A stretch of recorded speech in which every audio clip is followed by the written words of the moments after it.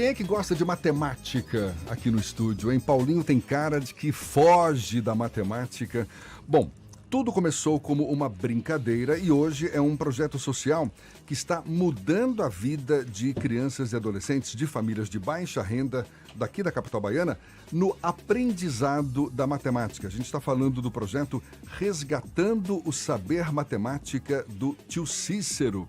Quer saber mais sobre esse projeto? Cícero da Silva Nascimento, o Tio Cícero, é nosso convidado aqui no Isso é Bahia. Eu não vou te chamar de tiozinho, não vou te chamar de Cícero mesmo. Bom dia, seja bem-vindo, tudo bom? Bom dia a todos.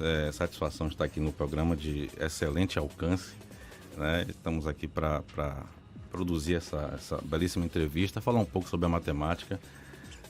Prazer conhecê-lo, não conhecia. O senhor é um ícone da comunicação. O senhor, eu pensava que só o Fernando que me chamava de senhor, não, por favor. Jefferson Beltrão é um ícone da comunicação na Bahia, o muito Fernando obrigado, também. Muito obrigado. Então, prazer e satisfação, é um prazer estar aqui falando um pouco sobre o projeto social, Resgatando o Saber Matemática do Tio Cícero. Né? O projeto, ele está em 2 unidades hoje. A Calçada tem 1 ano e 3 meses e Saboeiro recentemente tem 2 a 3 meses aproximadamente. Eu gosto sempre de aplaudir quem tem iniciativas como essas, porque matemática, historicamente, é um bicho-papão na vida de muita gente, não é? Por mais que nem seja necessariamente um bicho-papão, mas é encarado como um bicho-papão. E aí quando aparece alguém que desmistifica um pouco essa imagem do que vem a ser a matemática e consegue emplacar a matemática com mais facilidade, com mais sabedoria mesmo no ensino dessa disciplina que é tão importante e que para muita gente continua sendo esse bicho-papão, poxa, tem mais é que ser aplaudido.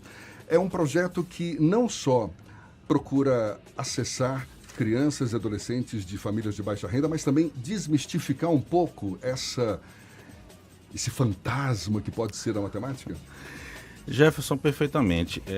Ao longo dos anos, a matemática tem se tornado realmente um desafio na vida dos alunos, principalmente das escolas públicas convencionais. Né? O desafio, o projeto nasceu de um desafio que eu fiz a um grupo de alunos. Começou numa brincadeira, Uma brincadeira, né? Eu fiz um desafio para eles calcularem uma raiz quadrada aproximada do numeral 2, né? E disse que ia dar uma premiação. E a premiação era muito bacana. Só que passado 1 mês, 2 meses, 3 meses, ninguém conseguiu resolver, né? Aí eu conheci uma pessoa lá na calçada que me cedeu um espaço numa igreja, me confiou a chave da igreja, e a gente iniciou o projeto que, graças a Deus, está 1 ano e 3 meses, rendendo bons frutos. Tinha alunos que só passavam de recuperação, hoje já estão passando com média 8, média 9. Então, realmente, a gente usa uma metodologia bem explicativa, né? A gente usa também alguns instrumentos manipuláveis. Eu queria saber isso, eu que metodologia é essa? Porque matemática tem metodologia que facilite o entendimento da matemática? Matemática ela é muito dinâmica, né? E você tem que realmente colocar os alunos, né, no seu patamar. Né? A gente usa muita explicação, né? A gente leva alguns instrumentos que trabalham a questão cognitiva dos alunos. Eu tenho aqui alguns exemplos. Instrumentos, por exemplo? Tenho aqui um termômetro com mira laser. Sim. Né? Eu posso correlacionar ele com temperatura, com amplitude térmica. Eu posso correlacionar a matemática com a geografia, por exemplo. Né? Então, isso aqui, um aluno de escola pública nunca teve contato com um instrumento desse. É, né? Um termômetro digital, tá? Para quem não está assistindo a gente pelo YouTube e está só ouvindo o rádio. Daqueles que a gente mira na testa do Fernando e vê que a temperatura está 39 graus. Né? 39 não, vai ter que estar 37,5, briga com isso não. Mas siga. Inclusive, um dos alunos, ele reconheceu, professor, eu vi isso no mercado eu vi. Pois é, o pessoal utiliza para aferir a temperatura do alimento, ver se o alimento está em boas condições, o alimento que você vai comprar. Né? Então, olha a importância, né, desse instrumento. E aqui eu tenho também uma treina com mira laser, que eu costumo levar para as aulas, e isso desperta muito a curiosidade. É você trazer o algo mais. Né? O professor acha que ele não pode ficar apenas no quadro, no giz, né, e tudo mais. Tem que levar realmente alternativas, criatividade. Isso acelera a questão do aluno estar mais interessado na aula. Como é que você difunde esse projeto, Cícero? Você dá aula normalmente em sala de aula, presencial e tal, mas você também tem alguns canais de comunicação pelas redes sociais. Eu tenho um canal no YouTube, inclusive chama-se Matemática do Tio Cícero. Inclusive, algumas aulas no YouTube eu tive a preocupação de ter uma intérprete de Libras, justamente para a gente tentar alcançar as pessoas que têm deficiência auditiva. Hoje no Brasil, segundo dados do IBGE, são cerca de 12 milhões de pessoas com deficiência auditiva. Então, acho que é muito importante a gente também buscar um pouco essa questão da inserção, né, das pessoas que têm deficiência, né? Isso é muito importante também. Como funciona a frequência de aulas do projeto?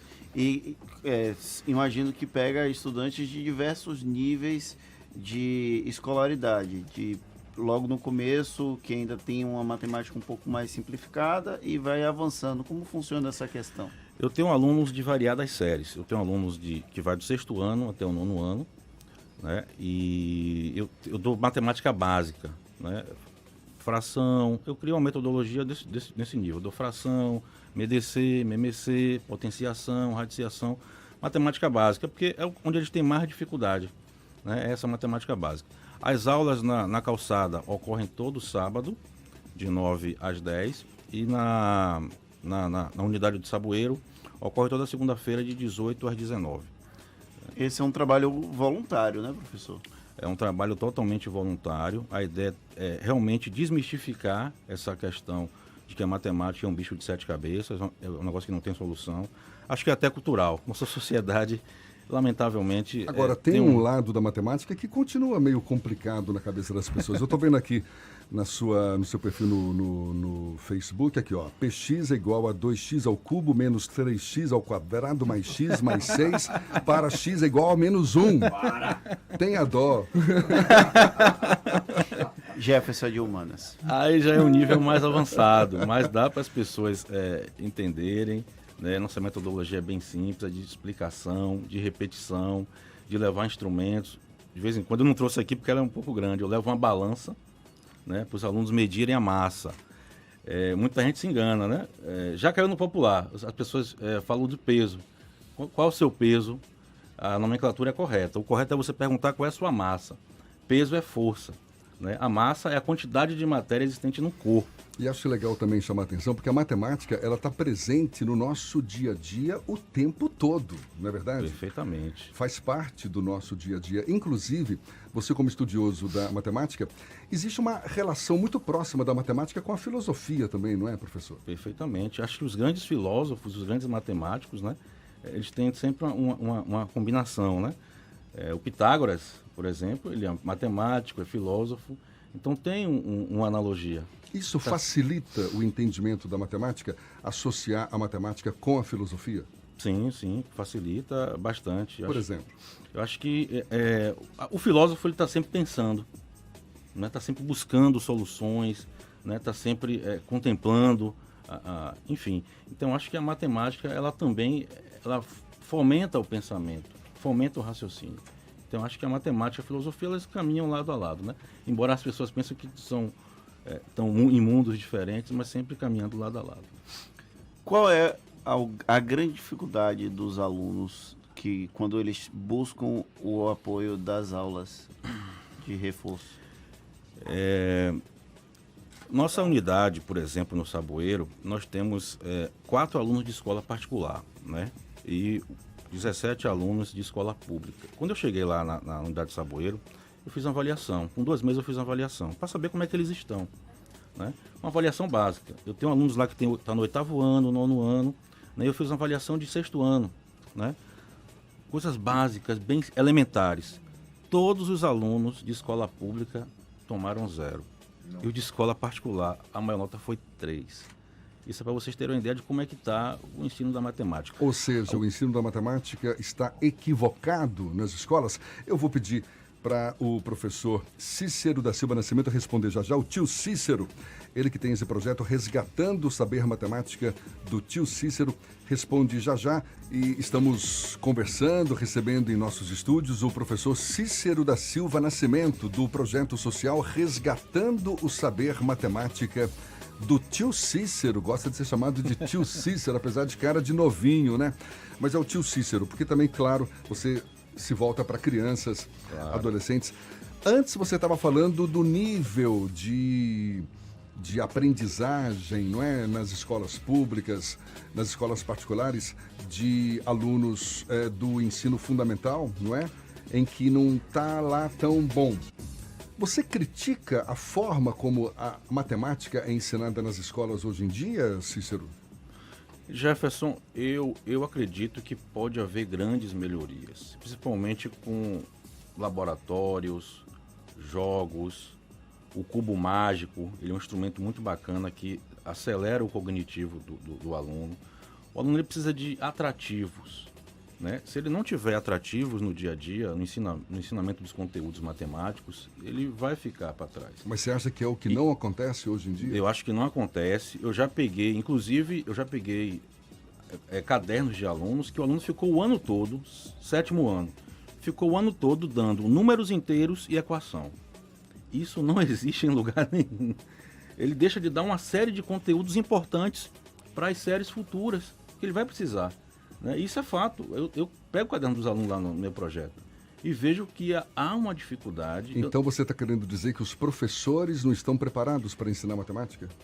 Ou não tem estrutura para ensinar Não tem matemática. estrutura, precisam de treinamentos, precisam de valorização. O professor precisa de muita valorização, isso é fundamental, né? Precisa de infraestrutura, né? Enfim, mas assim, e depende também, há uma variação na escola. Eu tenho um aluno lá que eu vejo que eu pego o caderno, tem escolas que estão mais avançadas, escolas públicas, e tem outras escolas que nem tanto assim, né? Então eu acho que dá para fazer algo melhor, diferente, mas é um conjunto. Não é só o aluno, é o aluno, são os pais dos alunos, são os professores, os órgãos que cuidam disso, os órgãos públicos, é um conjunto, né, para que haja realmente uma melhoria. Nós ocupamos o último lugar no índice do IDEB, Índice de Desenvolvimento da Educação Básica. Somos os piores do Brasil. Isso pode doer no ouvido da gente, mas lamentavelmente é o que ocorre, né? Então a gente precisa mudar esse cenário. E todo ano a gente fica nas últimas posições, né? No IDEB, no SAEB. Então a gente precisa realmente avançar, criar mecanismos para que os alunos possam gostar mais de matemática. Agora, se ficar apenas no quadro, no giz, sem trazer novidades, sem trazer inovações, né, não vai avançar. Realmente tem. Eu tenho uma aluna lá, por exemplo, que ela só passava de recuperação, a Larissa, que eu vou falar um pouco dela aqui, que ela está hoje num programa Jovem Aprendiz, de uma grande empresa do varejo, por conta do projeto, né? Só passava de recuperação. Hoje, atualmente, ela passou com média 9 e passou direto. Porque você tem que dar um foco, né? Não pode ser apenas ficar na escola e tudo mais. Tem Quantos que ter estudantes já passaram pelo projeto do senhor? Hoje nós estamos na Calçada com 20 alunos e no Saboeiro com 17 alunos. Recentemente eu matriculei mais 8 no Saboeiro. E o senhor acredita que eles estão dispostos a aprender matemática ou eles estão lá porque o pai mandou, porque a mãe mandou? O senhor percebe que há um interesse do estudante em aprender a matemática? Eu poderia dizer que 50% sim, 50% são os estudantes que estão lá por conta própria e 50% são os pais. No início, por exemplo, só para você ter uma ideia, no projeto da Calçada, eu cheguei aí para o projeto para dar aula e não apareceu um aluno. Fiquei sozinho no projeto. Isso por 2 vezes. Mas depois a coisa foi evoluindo, né?